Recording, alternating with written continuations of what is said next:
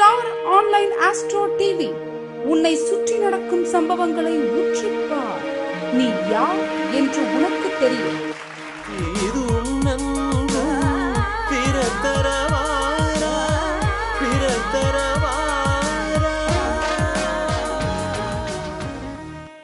அனைவருக்கும் வணக்கம்.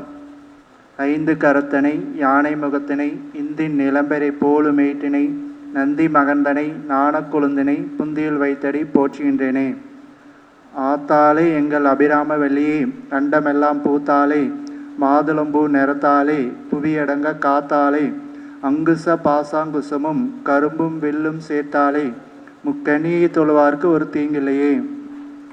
திரு சந்திரசேகரன் அவர்களுக்கு எங்களுடைய தலைவர் பொன்னாடையை அணிவிக்குமாறு கேட்டுக்கொள்கிறோம்.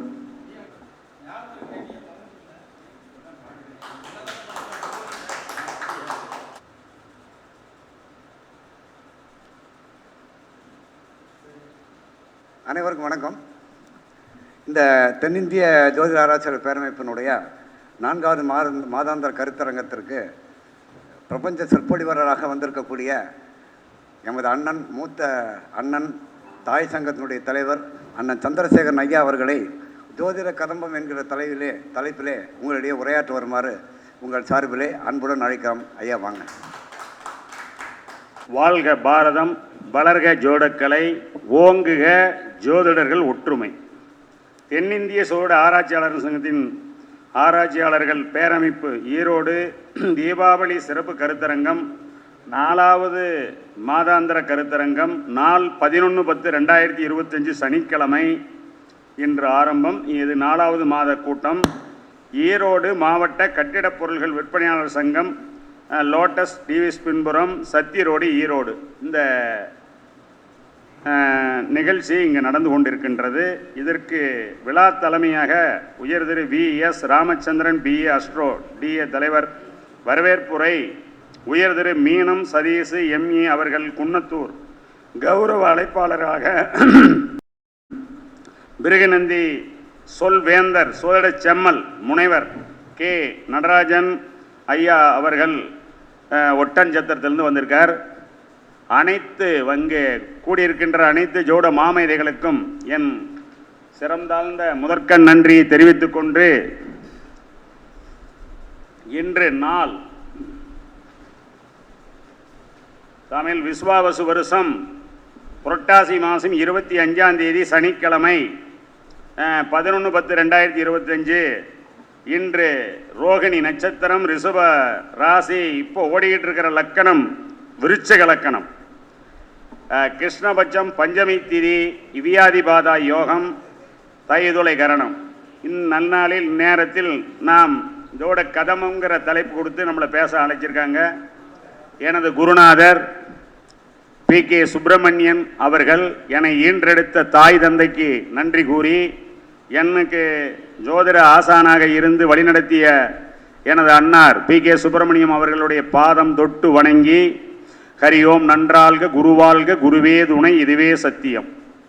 அருட்பேராற்றல் இரவும் பகலும் எல்லா நேரங்களிலும் எல்லா இடங்களிலும் எல்லா தொழில்களிலும் உறுதுணையாகவும் பாதுகாப்பாகவும் வழிநடத்துவாகவும் அமையுமாக. வாழ்க வையகம், வாழ்க வையகம், வாழ்க வளமுடன்.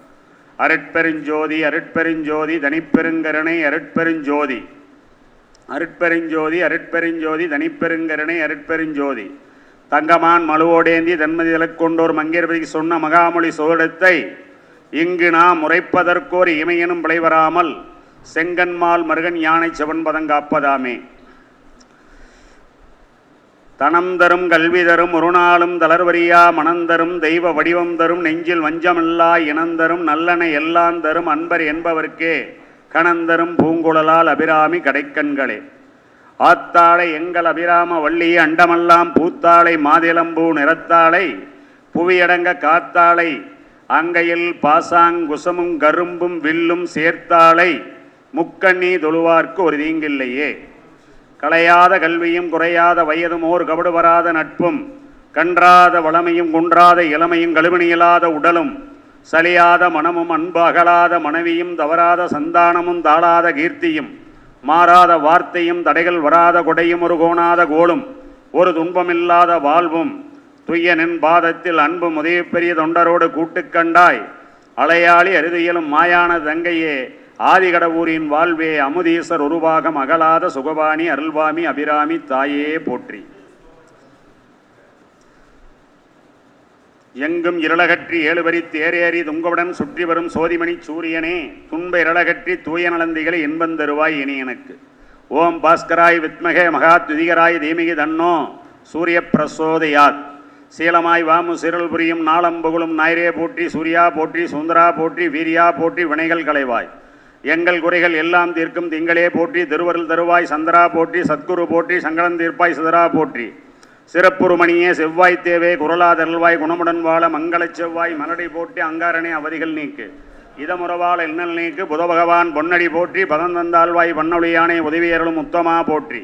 குணமிகு வியாழ குரு பகவானே மனமுடன் வாழ மகிழுள் நல்வாய். இப்பிரகஸ்பதி குருபர நேசா இக்கரக தோஷமின்றி கடாட்சி தருள்வாய். சுக்கரமூர்த்தி சுகமீவாய் வக்கரமின்றி வரமுகித்தருள்வாய். வெள்ளி சுக்கர வித்தக வேந்த அள்ளி கொடுப்பாய் அடியார்கரலே. சங்கடந்திற்கும் சனி பகவானே மங்களம் பொங்க மனமைத்தருள்வாய். சச்சரவென்றி சாகா நெறியில் இச்சகம் வாழ இன்னல் தாதா. அரவென்னும் ராக ஐயனே போற்றி. கரவாதருள்வாய் கஷ்டங்கள் நீக்கி ஆகவரில் புரி அனைத்திலும் வெட்டி ராகுக்கணிய ரம்மிய போற்றி. கேதித்தேவே கீர்த்தி திருவே பாதம் போற்றி. பாவம் போற்றி வாதம் வம்பு வழக்குகளின்றி கேதித்தேவே கண்மிய ரகசி. ஓம் நம சூர்யாய சோமாய மங்களாய புதாயச குரு சுக்கர சனியச்ச ராகுகேதுவே நமோ நமக.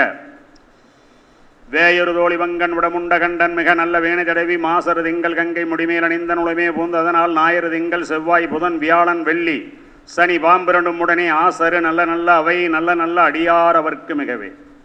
இந்த இறை வழிபாட்டை கொஞ்சம் சொன்னாதான் இறையறலும் குருவரலும் திருவரலும் இருந்தால் தான் அந்த ஜோடத்தை சொல்ல முடியும். அதாவது மனிதனுடைய ஒழுக்கம், பண்பு, நீதி, நேர்மை, நியாயம், நான்கிற அகந்தை இந்த உயிர் உள்ள வரைக்கும் இருக்கக்கூடாது. கற்றது கைமண் அளவு கல்லாது உலகளவு இருக்கு. இந்த சோட சாஸ்திரம்ங்கிறது 18 மகான்கள் முனிவர் ரிஷிகள் சேர்ந்து எழுதி வச்சது 4,50,000 ஸ்லோகங்கள். அது இல்லாத காய்கறி தேரையர் புலிப்பாணி அவங்கெல்லாம் சேர்ந்து எழுதுனது 50,000 பாடல்கள். மொத்தம் 5,00,000 பாடல் கொண்டது சாஸ்திரம். நாம் அந்த ஜோடு கடல்ங்கிற அந்த கேட்டுக்கிட்டே என்ன கடலிட்டே போகலை. ஆனால் ஜோடுன்னு போட்டு 44 ஆண்டுகளாக ஜோசியம் பார்த்துட்டு இருக்கிறோம். எனக்கு வயசு 64. ஏன் இதை சொல்ல வர்றேன் அப்படின்னா, இது பெருங்கடல். இதில் ஒவ்வொருத்தரும் ஒவ்வொரு விதமான தலைப்பில் சப்ஜெக்டில் அவங்க ஸ்பெஷலிஸ்டாக இருப்பாங்க. இப்போ கண் டாக்டர் தனி, காது மூக்கு தொண்டை டாக்டர் தனி, பல் டாக்டர் தனி. எம்பிபிஎஸ் படித்தா ஊசி தான் போட முடியும், எம்எஸ் படித்தா தான் ஆப்ரேஷன் பண்ண முடியும், எம்டி படித்தா தான் எல்லா விதமான ஸ்கேன்லாம் பண்ணி டெஸ்ட்லாம் பண்ணி அரும்பல் போல் மாத்திரை எழுதி நல்லது பண்ண முடியும். அந்த மாதிரி இந்த துறையில் எல்லா விஷயங்களையும் பேச வேணும்னா நாள் பத்தாது. எல்லாருக்கும் அனுமதி கொடுத்து எல்லாரும் பேச வாய்ப்பு கொடுக்கணும். இது பேசி முடிச்சுட்டு நான் திருச்சி மீட்டிங் போய் ஆகணும். அதனால தான் முன்னாடி மன்றாடி கேட்டு நான் பேச ஆரம்பிச்சிட்டேன். ஒரு ஜாதகத்தை கையில் வாங்கணுன்னே உள்ளே நுழையிற போது என்ன ஓரையிலுங்க வர்றாங்க, ரெண்டாவது என்ன அந்த கௌரியில் என்ன இதில் வர்றாங்க, லாபம், தனம், சுகம், சோரம், அதில் எல்லாமே இருக்குது. அதில் கிரகங்களே அந்த கௌரிக்கு மட்டும் ஒரு நாள் பேசலாம், அவ்வளோ சமாச்சாரம் இருக்குது. அந்த ஓரை பொறுத்து வர்ற நேரத்தில் அவங்க அந்த கேள்வி தான் கேட்பாங்க, வேறு கேள்வி கேட்க முடியாது. ஒரு கையில் வாங்கணுன்னே அந்த ஜாதகம் பிறந்த வருஷம் மாதம் தேதி டைம், பிறந்த இடம், அதுக்குண்டான அச்சாம்ச ரேகாம்சம், அந்த ராசி லக்கணம் திசாபுத்தி இருப்பு பாதசாரம் நவாம்சம் கரெக்டாக துல்லியமாக இருக்குதுன்னு பார்த்துக்கிட்டு தான் நம்ம பலனே பேசணும். ஏன்னா துளி மாறிடுச்சுன்னா ஒன்றும் பண்ண முடியாது. ஜாதகத்தை கவனிக்கிற போது காணப்பா குருபதி நிலைமை பாரு, கணமுள்ள ராசி நின்ற நிலையப்பாரு, லக்கணேச நிலையப்பாரு, திசபுத்தி பார்த்து உன் மனதை திடப்படுத்தி உத்தமனே அப்படி ஊழ்வனை எடுத்து செப்புங்கிறார். ஒரு ஜாதகத்தில் பிறந்த நேரத்தில் 2 மணி நேரத்துக்கு ஒருக்க லக்கணம் மாறிக்கிட்டே இருக்கும்.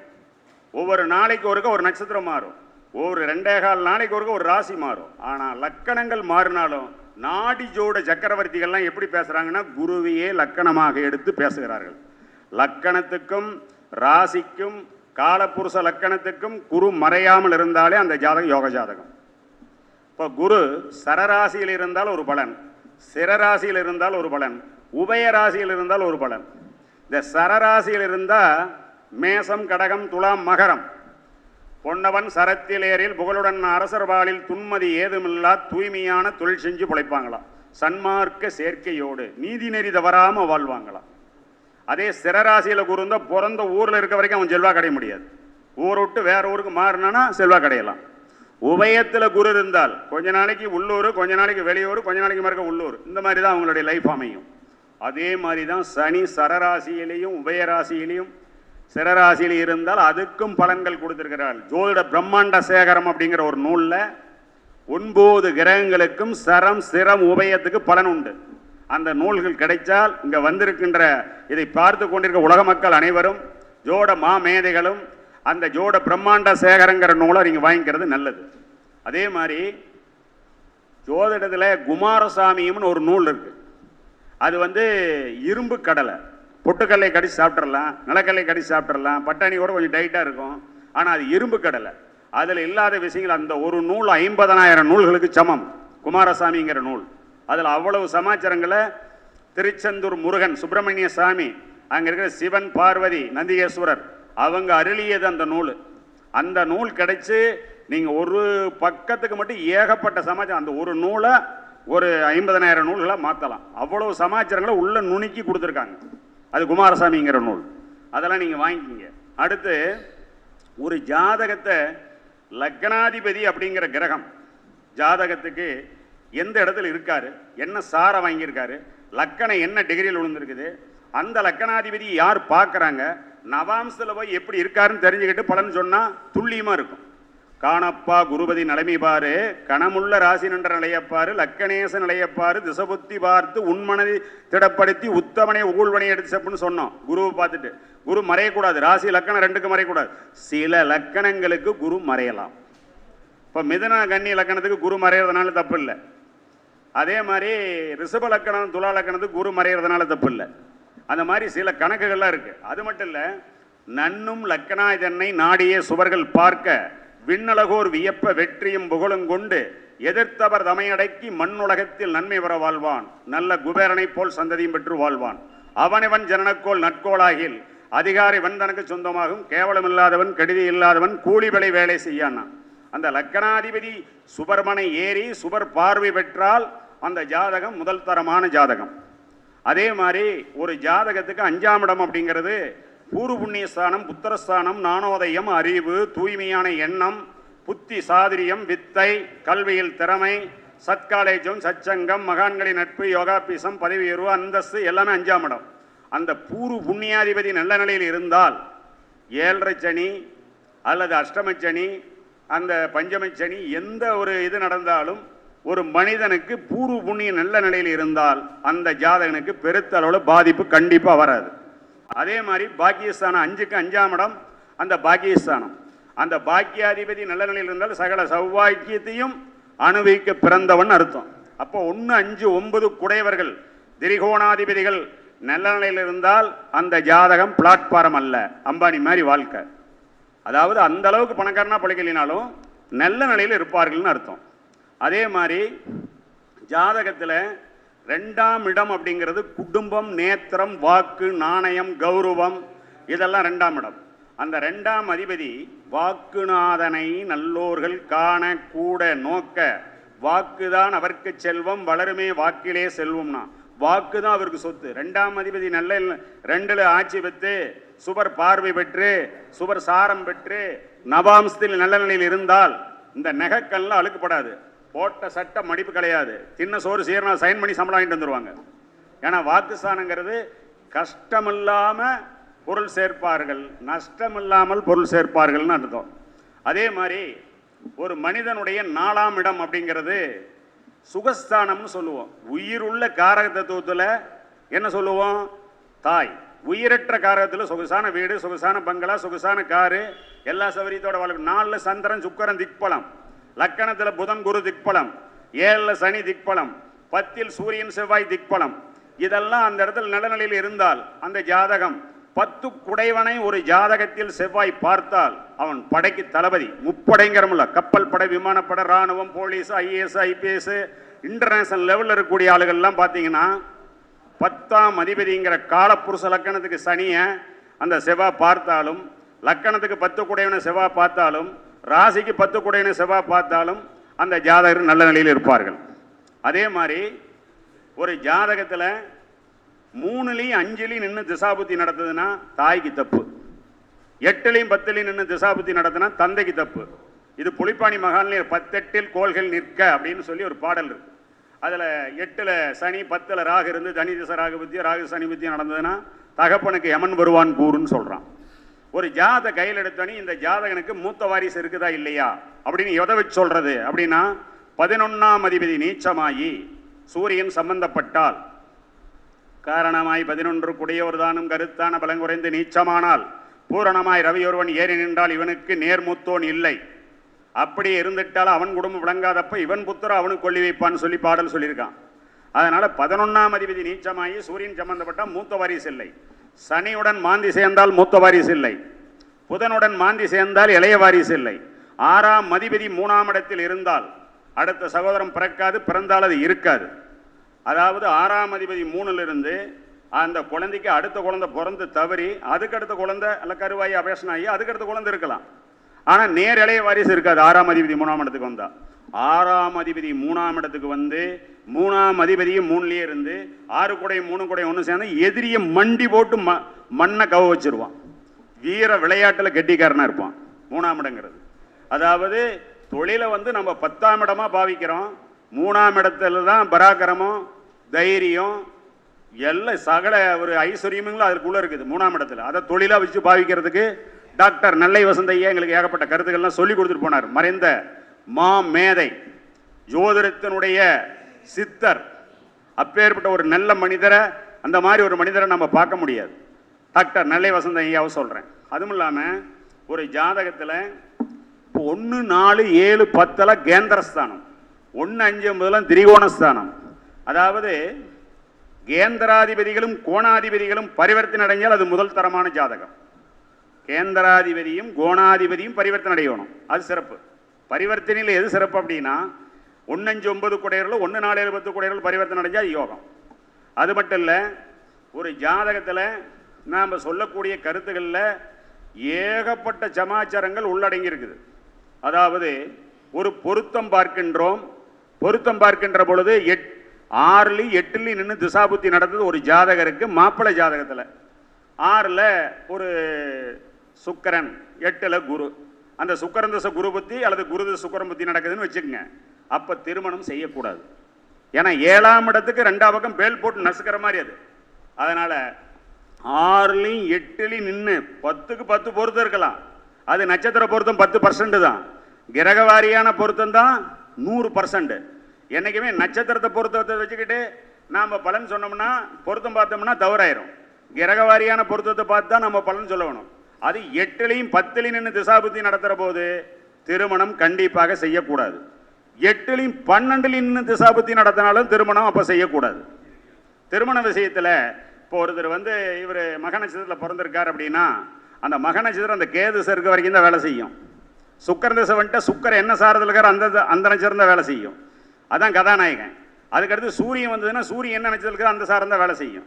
நாம் பொருத்தம் பார்க்கின்ற பொழுது நடக்கின்ற திசா புத்தியில புத்திநாதன் என்ன சாரம், அதுக்கு தாராபலம் சந்திரபலம் உள்ள நாட்களையும் பார்க்கணும். பிறந்த நட்சத்திரத்துக்கும் பார்த்து 2க்கு டேலி ஆச்சுன்னா அது ரொம்ப சிறப்பாக இருக்கும். இப்போ பொண்ணு பார்க்க போகிறோம் அப்படின்னா எல்லா நாளையும் பொண்ணு பார்க்க போகக்கூடாது. ஞாயிறு செவ்வாய் வியாழன்லாம் தவிர்த்துடணும். காரணம் அதெல்லாம் வந்து கடும்பகை பொல்லாப்பு இதெல்லாம் சங்கடங்கள் வருங்கிறான். திங்கள் புதன் வெள்ளியில் பார்க்கணும். ஒவ்வொரு லக்கணத்துக்கு ஒரு பாதகாதிபதி வருவாங்க. இப்போ மேச லக்கணம்னா சனி பாதகாதிபதி, ரிஷபத்துக்கு சனி பாதகாதிபதி, மிதுனத்துக்கு குரு வியாழன் பாதகாதிபதி வியாழக்கிழமை, கடகத்துக்கு வெள்ளிக்கிழமை ஆகாது. கடக லக்கணக்காரனுக்கு வெள்ளிக்கிழமை பொண்ணு பார்க்க போக சொல்லக்கூடாது. சிம்ம லக்கணத்துக்கு செவ்வாய்க்கிழமை ஆகாது.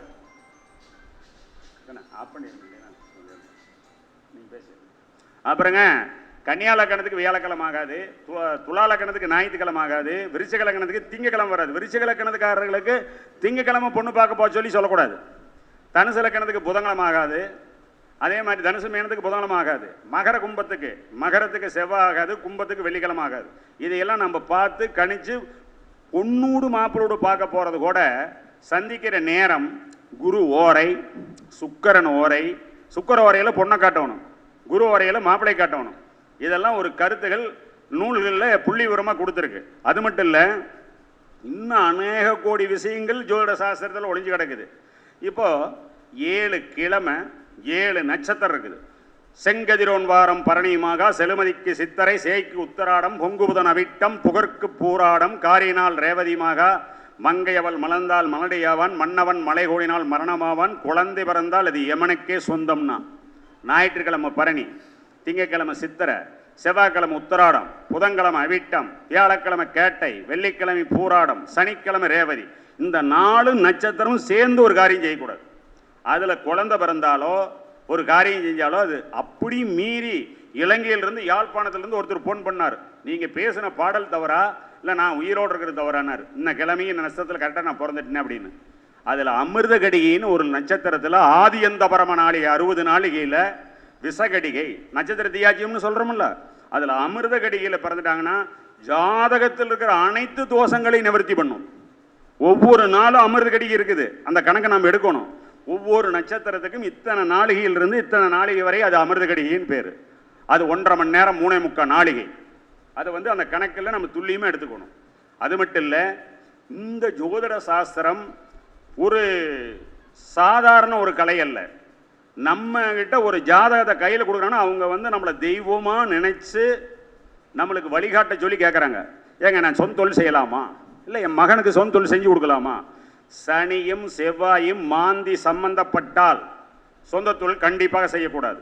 அப்படி செய்கிறாங்க அப்படிங்கிற நல்லா இருக்காங்க அப்படின்னா அந்த பூசம் அனுசம் உத்திரட்டாதியிலையோ விசாகம் புனர்பூசம் பூரட்டாதியிலையோ மாந்தி இருந்தால் வேணால் தப்பிக்கலாம். அந்த குரு நட்சத்திரம் சனி நட்சத்திரத்தில் இருந்தால், இல்லை செவ்வாய் மாந்தியோட சேர்ந்தால் கடங்காரன். சனி செவ்வாய் 2ஐயும் மாந்தி பார்த்தால் சொந்த தொழில் வாழ்நாள் முழுக்க செய்யக்கூடாது. அது சந்திரனையும் சனியும் பார்த்தா தாய் இருக்க மாட்டாங்க, சந்திரனையும் குருவையும் மாந்தி பார்த்தால் அப்பா இருக்க மாட்டாங்க. இதெல்லாம் புதனையும் சனியும் மாந்தி பார்த்தால் அந்த ஜாதகன் ஒருவர் தான், முன்ன பின்ன வாரிசு இருக்காது. குரு மாந்தியோட சம்பந்தப்பட்டால் அப்பம் பேரில் சொத்து இருக்காது, சொத்து வாங்கினாலும் அது விரயமாகும். அந்த பூமி மனை கட்டடத்தை தரக்கூடிய கிரகம் எது? இப்போ ரோகிணி அஸ்தம் திருவோணம் சந்திரனுடைய நட்சத்திரம், காலபுருஷன் 4ஆம் அதிபதி சந்திரன் தானே. அதே மாதிரி மிருகசீர்ஷம் சித்திரை அவிட்டம் பரணிபூரம் பூராடம், இந்த 3 கிரகத்தினுடைய சந்திரன் செவ்வாய் சுக்கிரன் இந்த 9 சாரங்களும் பிறந்த போது இருக்கின்ற கிரகங்களில் சாரத்தில் இருந்தால் அவங்களுக்கு சொந்த வீடு மண்ணு மனை கண்டிப்பாக உண்டு, அவங்களுக்கு அமையும். அதே மாதிரி குழந்தை உண்டா இல்லையா, நாமெல்லாம் எப்படி பார்ப்போம், லக்கணத்துக்கு 5ஆம் இடம், ராசிக்கு 5ஆம் இடம் அப்படியெல்லாம் பார்க்குறத விட காலப்புருஷனுக்கு 5ஆம் இடம் சூரியன். அந்த சூரியன் என்ன நட்சத்திரத்தில் இருக்குதுன்னு பார்க்கணும். பூசம் அனுசம் உத்திரட்டாதியில் கிரகம் இருந்தால் அவங்களுக்கு ஆண் வாரிசு உண்டு. பூசத்தில் சூரியன் இருக்காரு, முத குழந்தை, அதுக்கு அடுத்த குழந்தை சிம்மத்துக்கு அடுத்தது துலா, துலாவுக்கு அது சுக்கிரன் அந்த பூச அனுசம் உத்திரட்டாதியில் இருந்தாலும், அதுக்கடுத்து குரு, அதுக்கடுத்து சனி, அதுக்கடுத்து செவ்வாய், இந்த 5 வாரிசு வரிசையாக சொல்கிறோம். அதில் பூச அனுசம் உத்திரட்டாதியில் கிரகம் இருக்கணும், அல்லது அந்த சாரம் பெற்ற கிரகங்கள் அந்த கிரகங்களை பார்க்க வேண்டும், அப்பத்தான் ஆண் வாரிசு. நம்ம ஜாதக அலங்காரத்தில் என்ன கொடுத்துருப்பாங்க, 5ஆம் அதிபதி மிதனங்கண்ணி ஏறி மிதனத்தில் ராகுசாரமோ கண்ணியில் சந்திரன் சாரமோ இருந்தால் புத்திரோற்பத்தி அப்படிங்கிறது குறைவு அப்படின்னு கொடுத்துருப்பான். பெண் குழந்தை பிறக்கும், இல்லைன்னா கருவாய் அபேஷனாகும், ஆண் வாரிசு கிடைக்காதுங்கிறது ஒரு கருத்து. ஆனால் இங்கே ஆண் வாரிசுக்கு எளிமையாக சொல்லக்கூடிய பரிகாரம் இதுதான். இது மட்டும் இல்லை, ஜோதிட சாஸ்திரங்களில் நாம் அநேக கோடி விஷயங்கள் மறைஞ்சிருக்குது. நமக்கு ஒவ்வொருத்தரும் ஒவ்வொரு விதமான இதில் ஸ்பெஷலிஸ்டாக இருக்காங்க.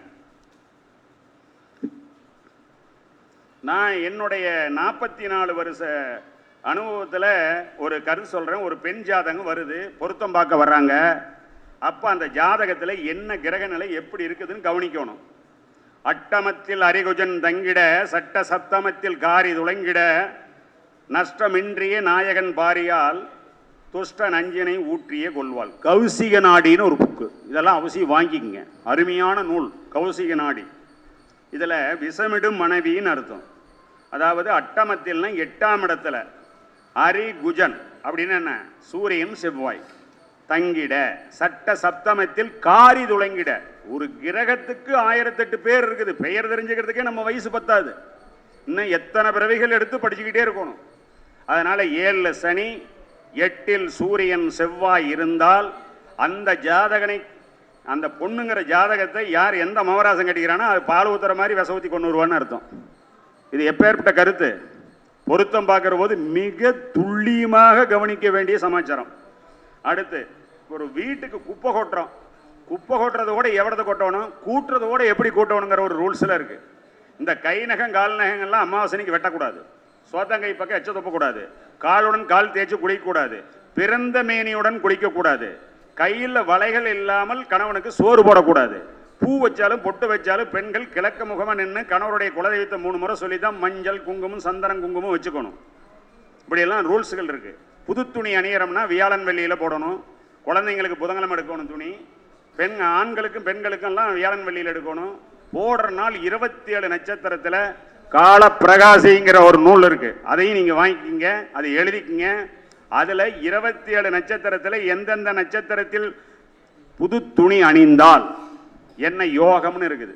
இப்போ அசுவனியில் அணிஞ்சா அரசாங்க ஆதரவே கிடைக்கும், உத்தராடத்தில் போட்டால் பல ஆடைகள் கிடைக்கும், திருவோணத்தில் போட்டால் கண் நோய் வந்துடும். 27க்கும் பலன் இருக்குது. அதெல்லாம் இன்னொரு மாத கூட்டத்தில் நான் வந்து தெளிவாக பேசுகிறேன். அடுத்து, நல்லதோர் வீட்டுக்குள்ளே நலமுடன் குப்பை சேர்க்க சொல்லுமோர் வாய்வு பக்கம் சுகமுடன் சேர்க்கலாமே, வல்லதோர் தெற்கு பக்கம் மாடுகள் கட்டலாகும், மெல்லவே படுக்கை வீடு மேற்கினில் வைக்கலாமே. இது எந்த நூல் இருக்குது? நாங்கள் எந்த சப்ஜெக்ட் சொன்னாலும் நூல் ஆதாரத்தோட ஆதார சுருதியோட அந்த நூல் என்ன நூல்ங்கிற வரைக்கும் சொல்லுவோம். ஜோதிட முகூர்த்த சிந்தாமணிங்கிற நூல் இதில் இருக்குது. பாடல் என்ன நூல்? ஜோதிட முகூர்த்த சிந்தாமணி. அதே மாதிரி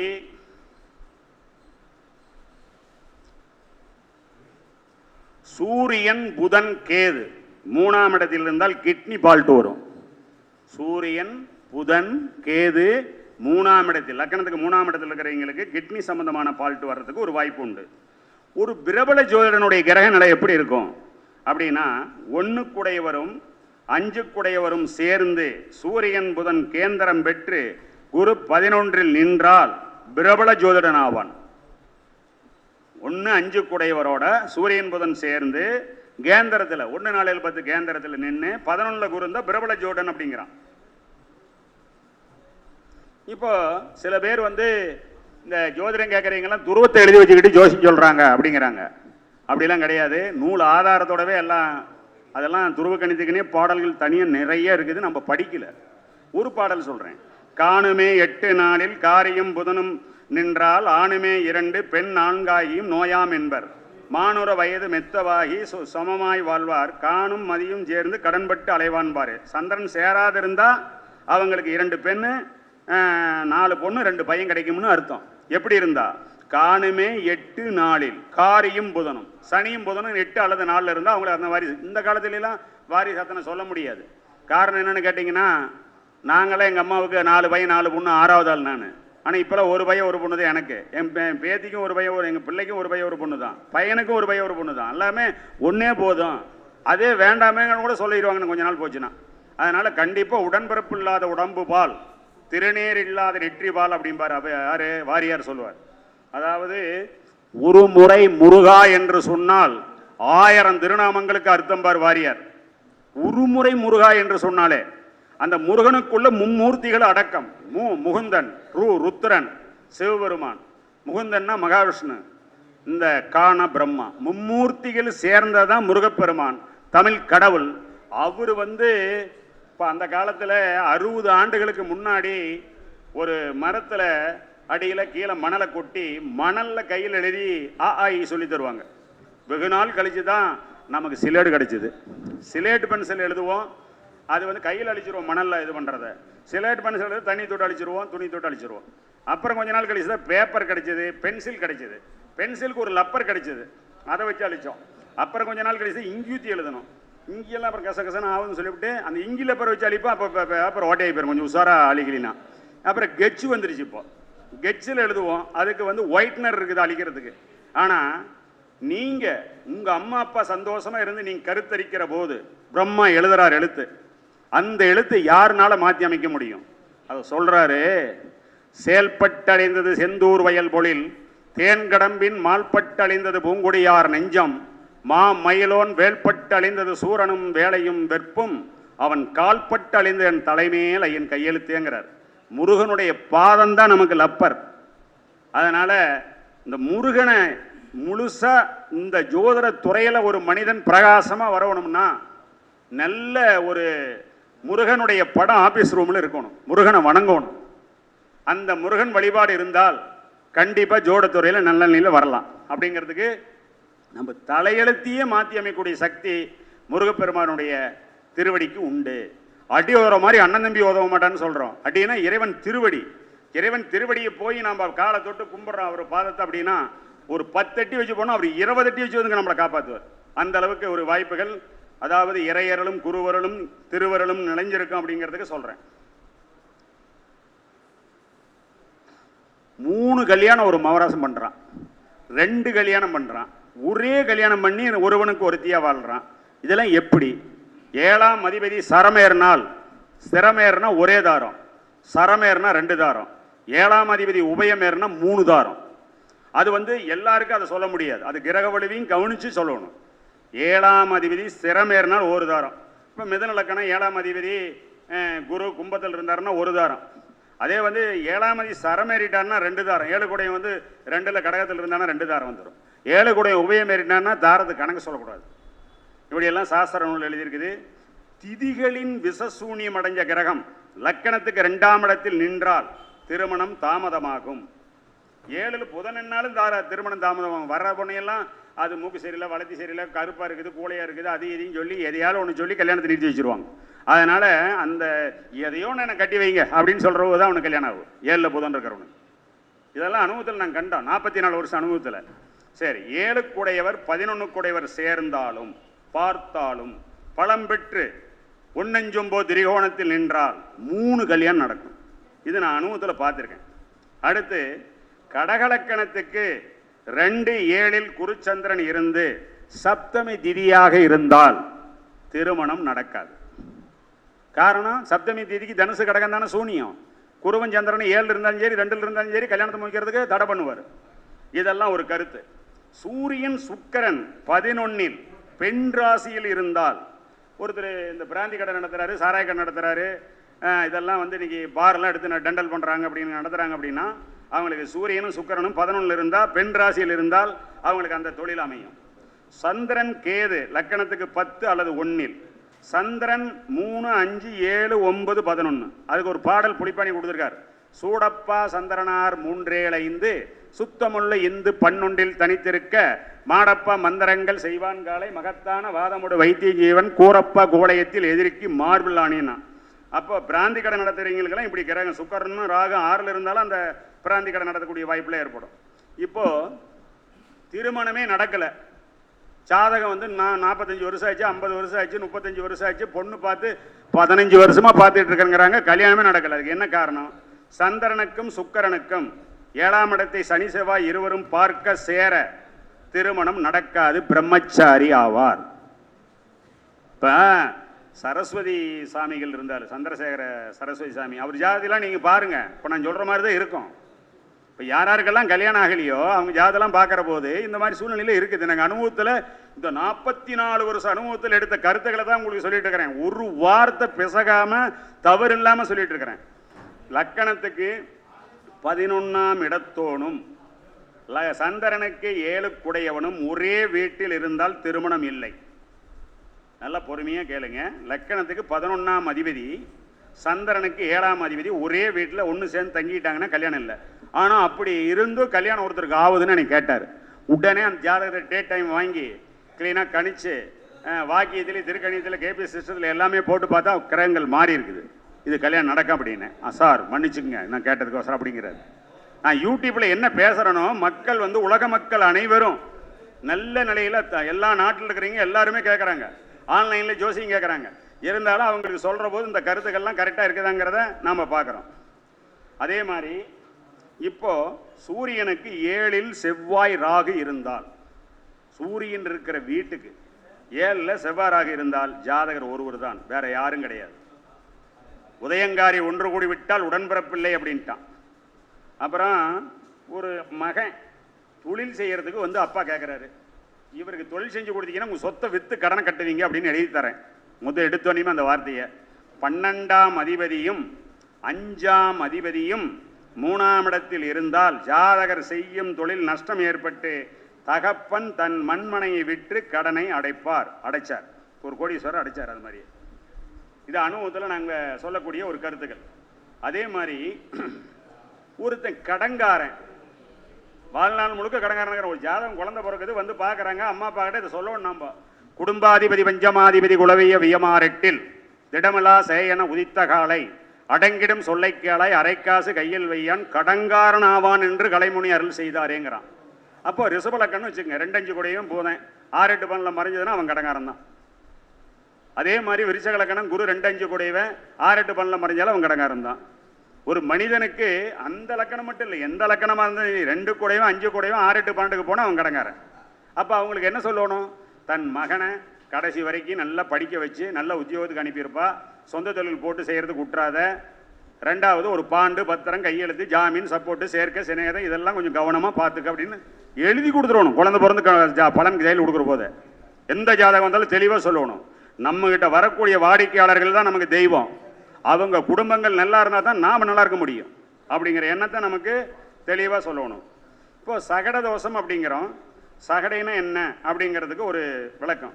அகடி மன்னனுக்கு 6-8 வியத்தில் திகடெல்லாம் மதி தோய்ந்திடில் விகட துன்பம் விளைந்திடும் சகட தோஷம் சாதருக்கெல்லாம்.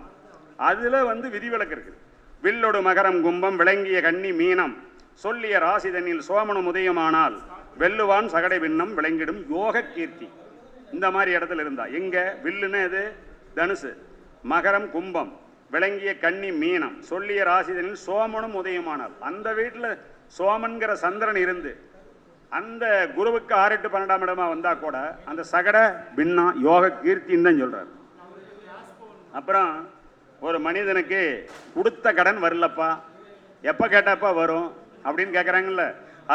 அஷ்டமி திதி என்ன கிழமை வந்தாலும் சரி, அதில் ராகுகால் நேரத்தில் கொடுத்த கடனை போய் கேட்டோம்னா நமக்கு வர வேண்டிய பணம் வரும்.